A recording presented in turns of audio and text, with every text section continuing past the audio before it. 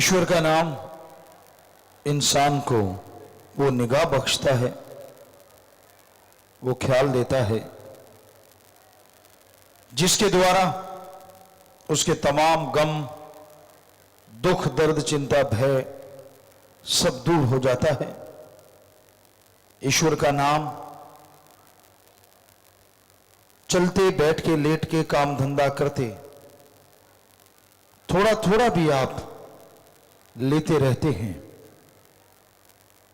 तो आपके पूरे जीवन का, सुखों का ये आधार बन जाता है। और प्रभु के नाम के लिए आपको कुछ देना भी नहीं पड़ता। आप सच्ची भावना से, सच्ची तड़प से मालिक का नाम लेते हैं तो अंतःकरण में तमाम खुशियां आ जाती हैं। इंसान के गम, दुख, दर्द, भय, चिंता दूर हो जाती है। जीते जी इन सब चीजों से मोक्ष मिलता है और मरणोपरांत आवागमन से मोक्ष मिलता है। इसलिए कितना आसान कार्य है घर नहीं छोड़ना, परिवार नहीं छोड़ना, काम धंधा नहीं छोड़ना, कपड़ा लत्ता नहीं बदलना, जैसा पहनते हैं पहनते रहिए, अच्छे कर्म कीजिए, शारीरिक मेहनत कीजिए, दिमागी मेहनत कीजिए। जो भी आप मेहनत करेंगे, अच्छे कर्म करेंगे, यकीनन प्रभु के नाम से उसमें बरकतें बढ़ती जाएंगी, खुशियां बढ़ती जाएंगी। किसी का हक मार के कभी ना खाओ। दीन दुखी तड़फते हुए कि अगर कोई मरहम बन जाता है वो मालिक को अति प्यारा होता है। दूसरों के दुख दर्द को समझ के उसमें शामिल होना, किसी को तड़फता देख के उसके दुख दर्द को बंटाना, किसी को परेशान देख के उसकी परेशानी के लिए उससे बातें करना, दूर करने की कोशिश करना, यही सच्ची इंसानियत है और यही मालिक का असली प्यार है। हमारे हिंदू धर्म में कहा जाता है नर सेवा नारायण सेवा, कि आप, और यही बात एक सूफी सेंट भी कहते हैं, एक दिल खस्ता रखें बाहू, ले 100 वरियां थी इबादत हो।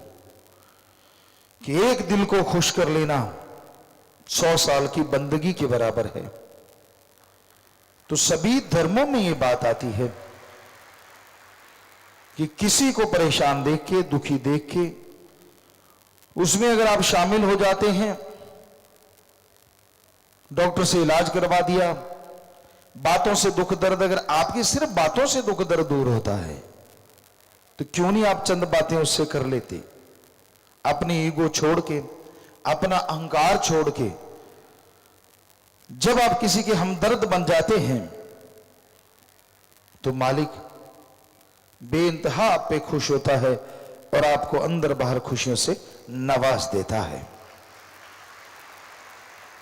पर किसी को तड़फता देख के जो ठहाके लगाते हैं, किसी को दुखी परेशान देख के जो खुश होते हैं, वो शैतानों के दर्जे में आ जाते हैं। तो इंसानियत इसी का नाम है कि आप सबका भला करें, अपने दिलो दिमाग को प्रभु के ध्यान में लगाएं। इधर उधर जो आपके दिमाग में कचरा चलता है, राम नाम से उसे साफ करें। सत्संग में जब आके बैठते हो तो दीनता, नम्रता से बैठा करो। अपने ध्यान को भगवान की तरफ लगाया करो। जो अपने ध्यान को ईश्वर की भक्ति में लगाते हैं, उसकी याद में लगाते हैं, मालिक उनके घरों में, उसके शरीर में तंदुरुस्ती और खुशियां भर देते हैं। और जो अपने मन के हाथों मजबूर हो कि इधर उधर ये वो, उनका दिमाग हमेशा गलत सोचता है तो आने वाला समय भी उनके लिए गलत हो जाया करता है।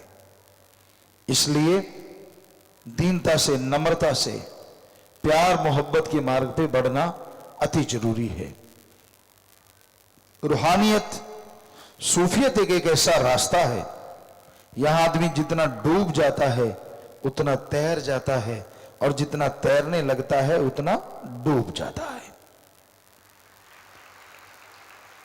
एक कहावत हमने बनाई, जो झुक गया सो पा गया, जो तन गया सो गवा गया।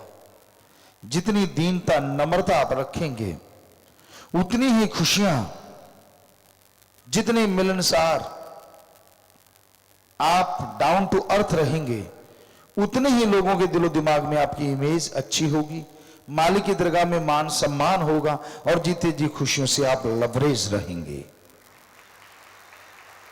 जितना अहंकार, जितनी खुदी आप अपने अंदर भरते जाएंगे, अपने आप को मालिक से दूर करते जाएंगे, इंसानियत से दूर करते जाएंगे। तो सत्संगी का, मालिक से प्यार करने वाले का एक ही गहना है, सुमरन करे, दया, दीनता, नम्रता धारण करे, कभी अहंकार ना आने पाए।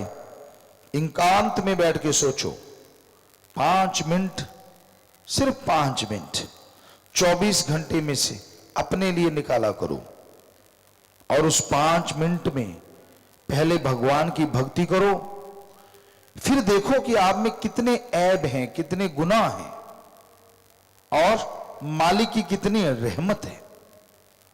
वो 5 मिनट आपके आई ओपनर बन जाएंगे, आपकी आंखें खोलने के लिए काफी होंगे।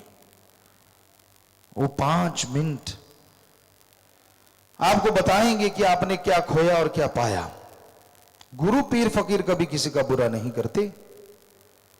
कोई भी इंसान, आप जब आते हैं सत्संग में तो आदमी से रिश्ता बनाने नहीं आते।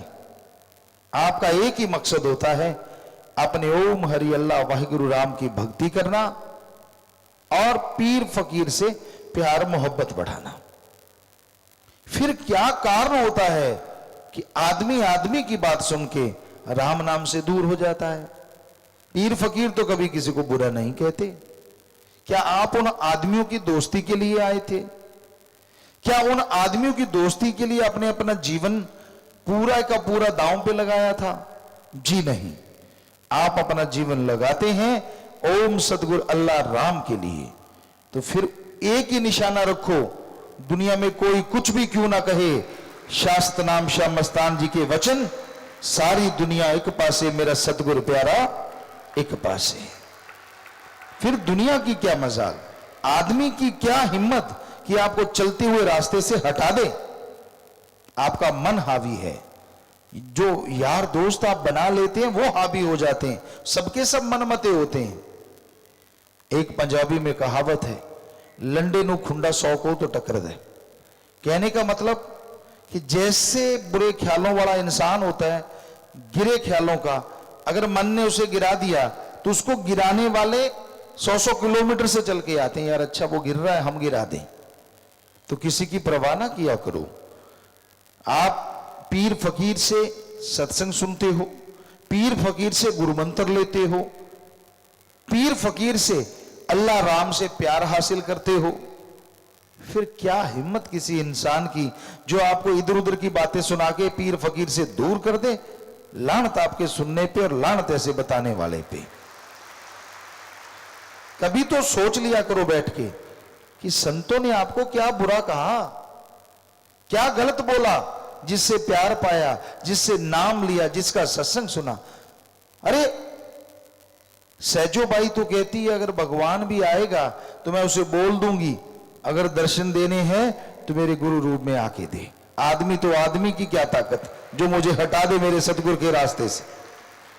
पर बड़ी हैरानी होती है, ऐसे ऐसे योद्धा शूरवीर जो बन जाया करते हैं, बातों से जो पहाड़ उठा लिया करते हैं, जब हकीकत में पहाड़ नहीं छोटा सा कंकर उठाने की बात आती है तो वो कंकर पे फिसल के चारों खाने चित्त हो जाते हैं। बड़ा दर्द होता है कि मालिक से प्यार करने वाला एक इंसान की बातों में आ जाए। इंसान इंसान होता है, सिर्फ इंसान, और गुरु गुरु होता है, भगवान भगवान होता है। ये हमेशा याद रखो। वो इंसान इधर खड़ा है, उधर खड़ा है, ये है, वो है, कोई भी हो सकता है, पर वो सिर्फ इंसान है। क्या हमने कभी किसी को दर्जा दिया? क्या हमने किसी को बोला कि ये बहुत बड़ा है, ये रूहानियत में पहुंचा हुआ है? बताइए, आपने कभी सुना हमसे? नहीं सुना। यही सच है, सच था और सच रहेगा कि गुरु पीर फकीर ही रूहानियत का रहनुमा होता है। वो रहनुमा ऐसा होता है जो हमेशा सच्चा राह दिखाता रहता है, दुनिया के बोझ अपने शरीर पे उठाता रहता है और आप सबके लिए मालिक से दुआएं मांगता रहता है। आप गालियां दे लो, बुरा कह लो, तो भी संत पीर फकीर आपका बुरा नहीं करेंगे। अगर कभी थोड़े ऊंचे शब्दों में पीर फकीर कोई बात कह दें, सत्संग में कह दें, आप अकेले जा रहे हैं उसको तब बोल दें, समझ लो आपका पहाड़ जैसा कर्म सिर्फ उनके ऊंचे बोलने से कट गया। क्योंकि संत पीर फकीर गुस्सा नहीं करते, और जब वो करते हैं तो आदमी के पता नहीं कितने भयानक कर्म आने वाले होते हैं जो वो अपने पे लेके खत्म कर दिया करते हैं। कबीर साहब के वचन अगर आपको यकीन नहीं आता, साफ साफ लिखा है, संतों का क्रोध भी दाती होता है, दुनियादारी का प्यार भी घाती होता है। क्या आपने देखा है उबलते हुए पानी से कभी किसी का घर जल गया हो? क्या आपने देखा है उबला हुआ पानी किसी को जलाने के काम आता हो? जी नहीं।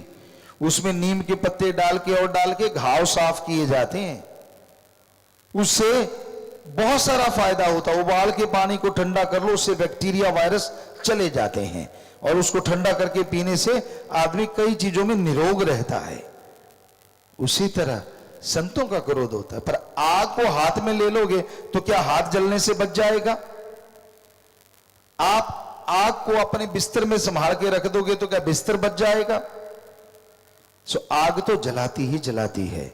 सो दुनियादारी में आपसे कोई प्यार करे, हम ये नहीं कहते कि बेगर्ज प्यार करने वाले आपस में नहीं है, होते हैं, पर हम आपको गारंटी देते हैं, जो हम महसूस करते हैं, आपका ऊंचा रुतबा है, आप ऑफिसर हैं, तो आपसे हाथ मिलाने वाले बहुत हो जाएंगे। आप कोई नेता हैं, राज पहुंच है, आपसे हाथ मिलाने वाले बहुत हो जाएंगे। आपके घर में अच्छा पैसा है, अच्छी जमीन है, हाथ मिलाने वाले बहुत हो जाएंगे।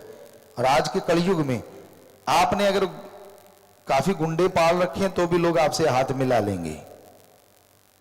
पर अगर आपके घर में बेटी, बुरा ना मानना, अगर बेटी बहू कोई सुंदर है तो भी पता नहीं कितने हाथ मिलाने वाले आपके पास आ जाएंगे। क्योंकि ये कलयुग है, इसलिए सावधान रहो।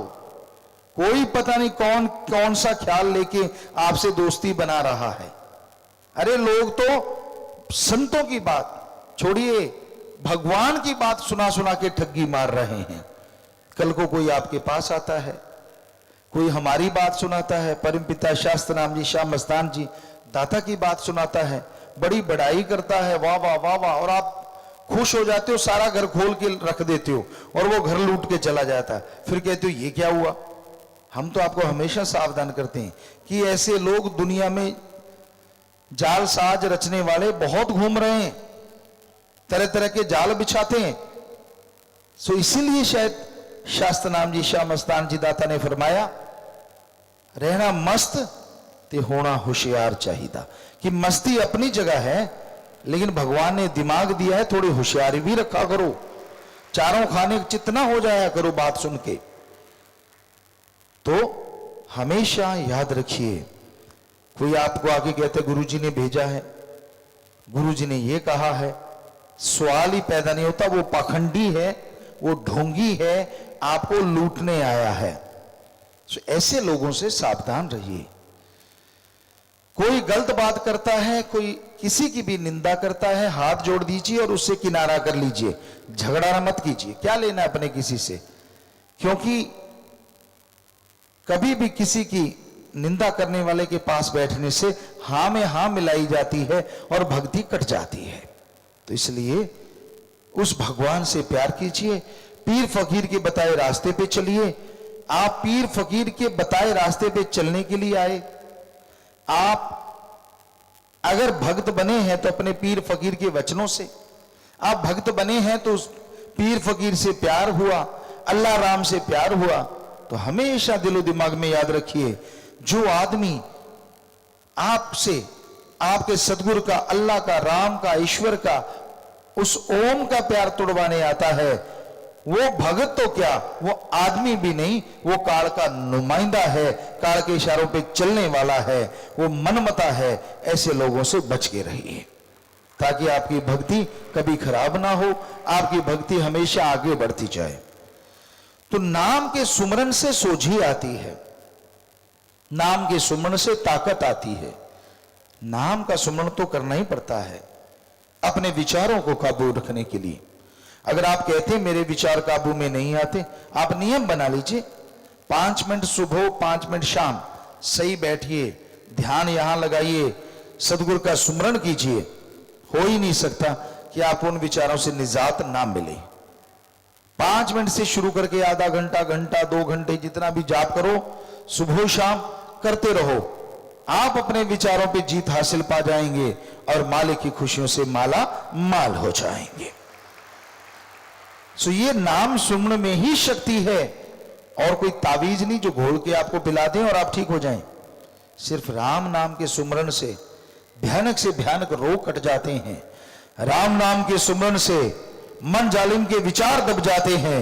राम नाम के सुमरण से इंसान के दिलो दिमाग में वो शक्ति पैदा होती है जिससे वो परमपिता परमात्मा उस भगवान के कण कण में, जर्रे जर्रे में दर्शन के लायक बन जाता है, काबिल बन जाता है।